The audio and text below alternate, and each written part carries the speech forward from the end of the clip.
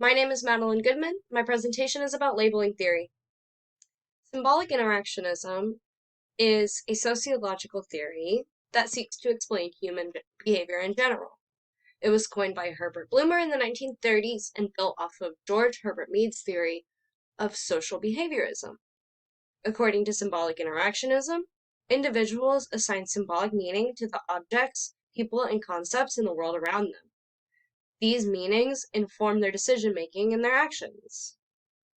Individuals assign meaning based off of an amalgamation of the lifetime of social interactions. These meanings can change throughout an individual's lifetime based on continued interaction. Labeling theory is a version of symbolic interactionism. The term was first coined by Howard Becker in his book Outsiders, which was an examination of social deviance. According to labeling theorists, deviance is not the product of the actions of one person. Deviance is the result of interactions between conventional people and deviant others. In these interactions, conventional people label the behaviors of others as deviant, and labeling theorists studied these interactions and the consequences of meaning assignment. Labeling theorists seek to answer three main questions. 1. Who assigns the deviant label? 2. Who receives the deviant label? And 3. What are the consequences for the labeled people and for the labelers?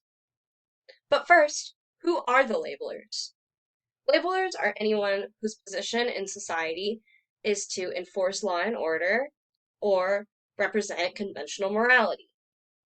Essentially, labelers are agents of social control and can be police, judges, psychologists, psychiatrists, members of educational institutions, prison guards, lawmakers, and so on. Generally, labelers tend to be rich, white, and powerful, or people who represent the interests of the rich, white, and powerful. So who gets labeled? Well, the deviant label is applied to anybody who violates the law or goes against traditional morality and values. Labeled people are often poor, black, or otherwise lacking in social control and power. There is a theme in symbolic interactionism of the powerful labeling the weak as deviant. So, a person who doesn't possess social power could commit the same quote unquote deviant act as a powerful person, and it's likely that the less powerful person will be labeled deviant while the more powerful person will escape that label. So, what are the consequences of labeling? Well, for people who are labeled as deviant, they're likely to internalize that label. This results in sort of a self-fulfilling prophecy. The self-perception of deviance usually results in further deviant behavior. According to Frank Tenenbaum, the process of becoming deviant begins at childhood. The first act is when a child commits an act that they perceive as innocent, but adults define as bad. This is communicated to the child through punishment, and the final behavior is when a child commits an act that both the child and adult define as bad.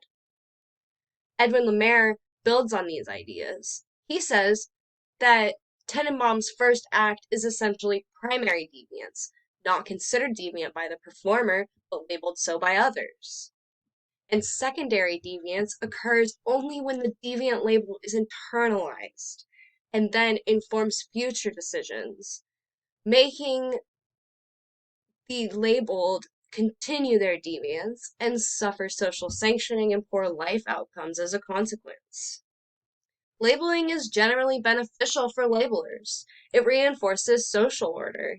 Labeling is a form of example making.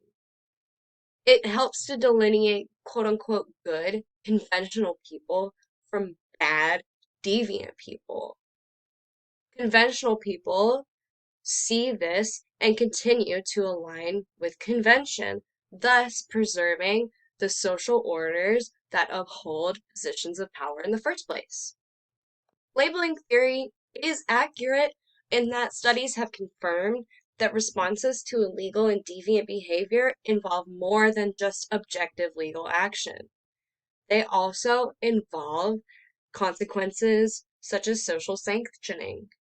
And it has been found that race, class, gender, ethnicity, and social power inform whether behavior is criminally prosecuted and thus socially sanctioned via deviance labeling.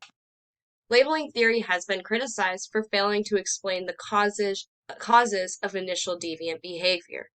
But this critique is invalid.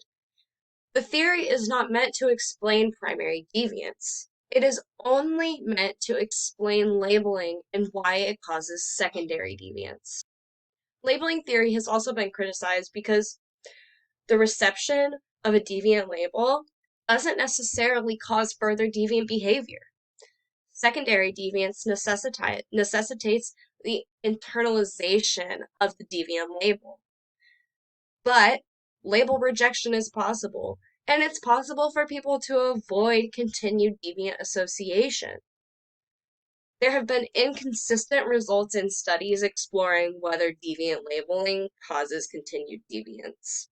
And finally, labeling theory has been criticized because it fails to explain deviance that isn't readily visible and deviance that's committed by the powerful.